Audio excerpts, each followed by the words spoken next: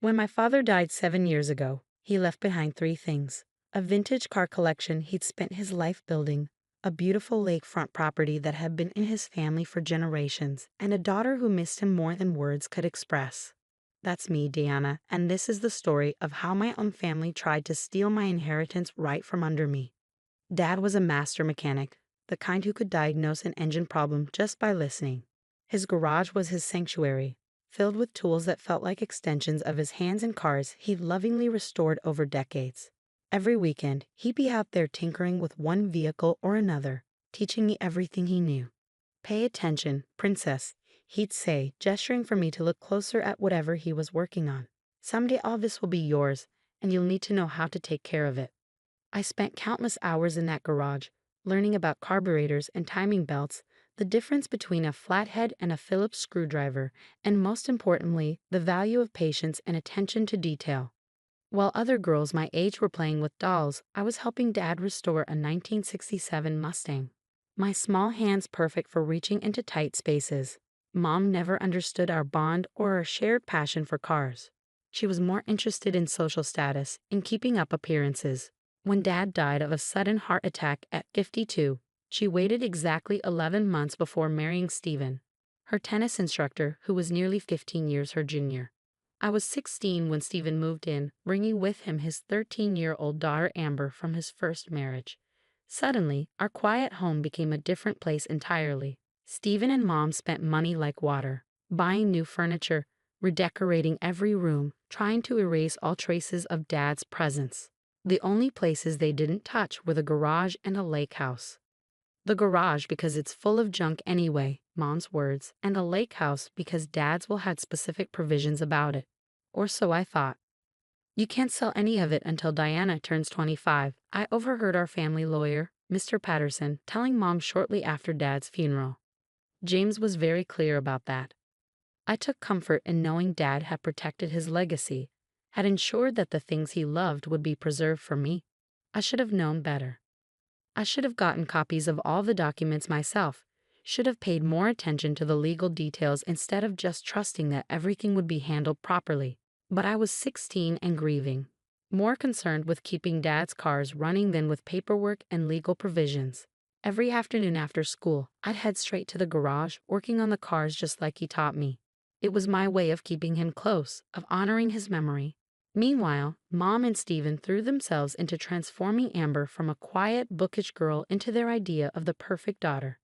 Designer clothes, private tennis lessons, cotillion classes, nothing was too expensive when it came to Amber's development.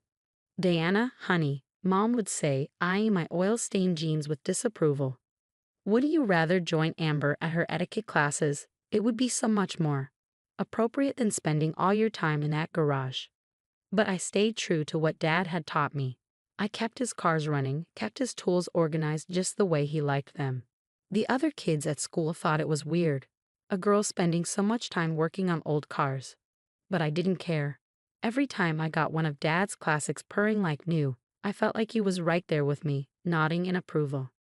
After high school, I went to college for mechanical engineering, paying my way by working at a local auto shop. Mom and Stephen didn't offer to help with tuition. All their money was going toward Amber's future. I didn't mind.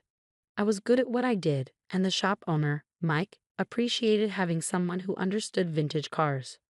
"You've got the touch, kid," he'd say, watching me work. "Just like your old man." I came home as often as I could, mainly to check on the cars and visit the lake house. Each time, I noticed small changes. Tools missing from the garage, parts that had been there before suddenly gone. When I asked Mom about it, she'd wave off my concerns. "Oh, we needed to clear some space," she'd say vaguely. "You can't expect us to keep everything exactly the same forever, Diana." I should have pressed harder, should have demanded answers. But I was busy with school, with work, with trying to build my own life. And honestly, I still couldn't imagine that my own mother would go against Dad's wishes. Then came the day that changed everything. I was in my final semester of college when Mom called, her voice bubbling with excitement. "Diana, you'll never believe it. Amber's engaged. To Bradley Worthington ILI. You know, the Worthingtons of Worthington Investments." I made appropriate congratulatory noises while mentally calculating how long it would be before I could politely end the call. But Mom wasn't finished. We're planning the most amazing wedding. The country club, a 10-piece orchestra, 500 guests. Of course, it's going to be quite expensive, but Stephen and I have figured out how to manage it. Something in her tone made my stomach clench. Mom, what do you mean you figured it out? Well, she paused, and I could picture her practicing her most persuasive smile. We've had some interest in the lake property, and since it's just sitting there empty most of the time, you can't sell the lake house, I cut in. Dad's will. Oh, that old thing. Stephen had his lawyer look it over. Apparently, there was some problem with how it was filed. Something about improper witnesses or incorrect paperwork. The point is, as James's widow, I have every right to sell it. And really, Diana, it's for the best. Amber needs this wedding to secure her future. Your father would have understood. The world seemed to tilt sideways. Mom, no. You can't. That property has been in Dad's family for generations. He wanted me to have it. Don't be selfish, Diana. Amber is your sister now, and this is her big moment. Besides, her voice took on that dismissive tone I'd grown to hate. What would you do with a lake house anyway? You're always covered in grease, playing with those old cars. This way, at least the property will serve a useful purpose. I hung up without responding, my hands shaking so badly I could barely hold the phone. Dad's voice echoed in my head. Someday all this will be yours. I grabbed my laptop and started searching through old emails, looking for anything from Mr. Patterson, any documentation about Dad's will. That's when I discovered something else. The vintage cars. Dad's pride and joy, the collection he'd spent his life building. Many of them were missing from the insurance documents. I called Mike at the shop, trying to keep my voice steady. Mike, I need a favor. Could you check something for me? Last time you were at my dad's garage, how many cars were there? There was a long pause. Diana, I was wondering when you'd ask about that.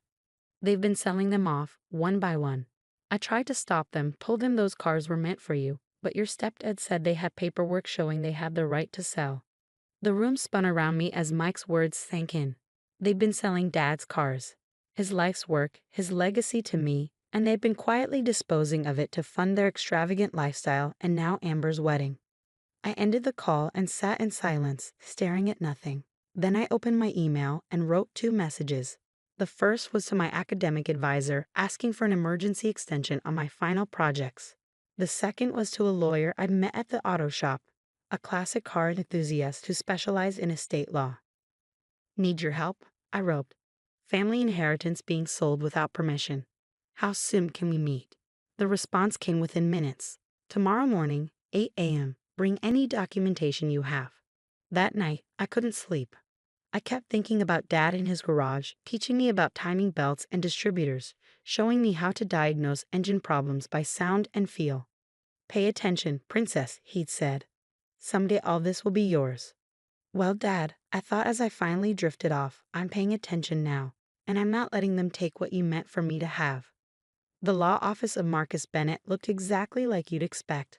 Leather chairs, dark wood paneling, and walls lined with legal texts. But there was something else too. Framed photos of classic cars, including a gorgeous 1965 Shelby Cobra that made my heart ache. It reminded me of the one Dad and I had been planning to restore together. That's my baby, Marcus said, following my gaze. Spent 3 years bringing her back to life. Your friend Mike tells me you know your way around engines? I nodded, still staring at the photo. My dad taught me everything I know, or at least he tried to before. I swallowed hard. Before they started selling off his collection.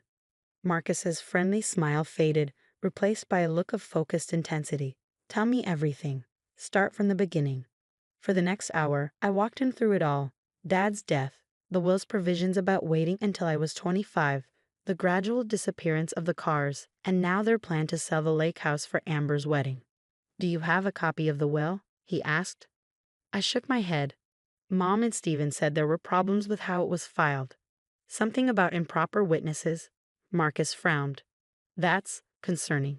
Who was your father's lawyer? Mr. Patterson. But when I tried calling his office yesterday, they said he retired 2 years ago, moved to Florida. George Patterson. Marcus sat up straighter. I know George. He's meticulous about documentation. If he handled your father's will, there's no way there were problems with how it was filed. Hope flickered in my chest. Can you find out for sure? I can do better than that. He reached for his phone. George and I play golf whenever he's in town. Let me give him a call. 20 minutes later, Marcus had answers that made my blood boil. George never retired to Florida, he said grimly. He's been working part-time at his son's firm across town. And he definitely never told your mother there were problems with the will. In fact, he's been trying to reach you for months. Your mother told his office you were studying abroad and couldn't be contacted. My hands clenched into fists. They lied. About everything. It gets worse, Marcus continued. George says your father set up a trust, not just a will. The cars, the lake house, even the tools in the garage. They're all held in trust for you. Your mother and stepfather have no legal right to sell any of it. But they have been selling it, I said, my voice shaking. The cars, the tools. How many laws have they broken? Several. Marcus was already typing on his computer, selling property held in trust without authorization. That's fraud. Using the proceeds for personal benefit? More fraud. Making false statements about the trust's existence? You get the picture. What can we do? First, we need documentation. Records of what's been sold, when to whom, for how much. Bank statements showing where the money went. Then we can file for an emergency injunction to stop the lake house sale and start proceedings to recover what's been taken. I thought about the missing cars, the empty spaces in Dad's garage. Can we get them back? Some maybe, others might be gone for good. But we can get financial compensation, possibly with punitive damages. He looked at me seriously. This won't be easy. They're family. Are you sure you want to pursue this? They stopped being family the moment they started stealing my inheritance, I said firmly. Dad trusted me to take care of his legacy. I won't let him down. The next few weeks were a blur of investigation and documentation. Marcus's team tracked down sales records for 11 of Dad's cars, worth over $800,000 combined. They found receipts for tools and equipment sold at various auctions. Most stunning of all, they discovered the money trail, deposits into Mom and Steven's personal accounts, transfers to wedding vendors, payments for Amber's new car and luxury apartment. Meanwhile, I took a leave of absence from my final semester, promising my professors I'd make up the work over the summer. This was more important. This was about justice. I moved back home, watching Mom and Steven's mounting panic as they realized they couldn't reach the lawyer who'd supposedly found problems with Dad's will, because he didn't exist. They'd forged documents, created a fake law firm's letterhead, all to convince me they had the right to sell my inheritance. Diana, sweetie, Mom cornered me in the kitchen one morning, her smile brittle. About the lake house. I know you're upset, but try to understand. Amber's wedding is so important. It's her chance at a perfect life. Like my life doesn't matter. I kept my voice neutral, recording every word on my phone. Like Dad's wishes don't matter. Your father would have wanted to help his stepdaughter, she insisted. He was generous that way. Really? I pulled out my phone, showing her a photo from my investigation. Is that why you sold his prized 1969 Chevelle to fund your spa weekend in Palm Springs? Because Dad was generous? The color drained from her face. How did you? I know everything, Mom. Every car you sold. Every lie you told. Every dollar you stole. She grabbed my arm, her fingers digging in. We did not steal anything. We are your parents. We have every right. You might want to let go of me, I said quietly. And you might want to talk to a lawyer, a real one this time. That evening, I heard them arguing behind closed doors. Amber's voice joined in, shrill and panicked. What do you mean the wedding might have to be canceled? The Worthingtons will never forgive us. Bradley's mother has already ordered custom ice sculptures. We'll figure something out, Stephen promised. Diana's just being difficult. She'll come around. I smiled grimly, thinking of the documents in Marcus's office. They had no idea what was coming. The next morning, I went to the garage early, wanting to spend time with what remained of Dad's collection. In the corner, under a dusty tarp, I found his favorite, a 1957 Chevy Bel Air we'd restored together during my high school years. They hadn't sold this one, probably because it needed work. The engine was in pieces, parts scattered across his old workbench. I ran my hand along the car's faded paint, remembering Dad's voice. Patience, princess. Sometimes you have to take things apart completely before you can put them back together the right way. He'd been talking about engines, but the lesson felt especially relevant now. I was taking apart the lies, the fraud, the betrayal, piece by piece. Soon, I'd have enough evidence to rebuild the truth. My phone buzzed. A text from Marcus. Meeting tomorrow, 10 a.m. Bringing George Patterson. Time to drop the hammer. I texted back a simple, and got to work on the Bel Air's engine.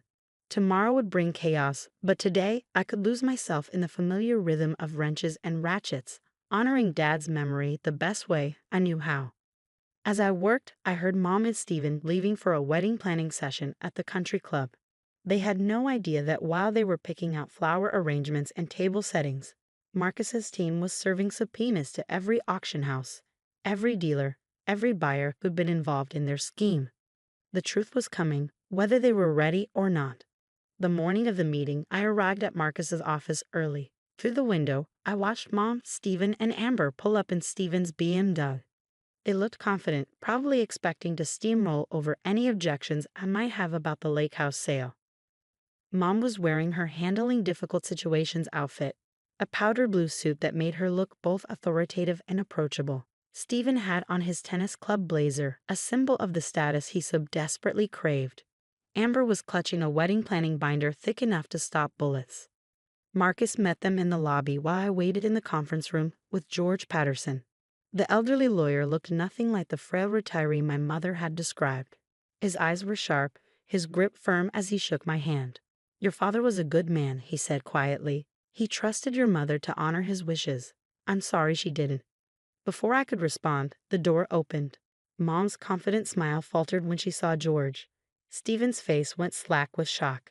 Amber just looked confused. "Mr. Patterson?" Mom's voice was higher than usual. "What are you doing here?" "Interesting question, Mrs. Mitchell," Marcus said, closing the door behind them. "Especially since you told your daughter he was retired in Florida." "There must be some misunderstanding," Stephen started, but Marcus cut him off. "Please sit down. We have a lot to discuss." They sat. I noticed Mom's hands trembling slightly as she smoothed her skirt. She knew. She knew exactly what was coming. Marcus opened a thick folder. "Let's start with the trust your late husband established for Diana, the one you claimed didn't exist." "We never," Mom began, but George Patterson spoke over her. "I have here the original trust documents, properly witnessed and filed. James Mitchell was very specific about his wishes. The entire car collection, the lake property, and all related assets were to be held in trust for Diana until she turned 25. He slid copies across the table. I watched as Mom and Stephen's faces grew paler with each page.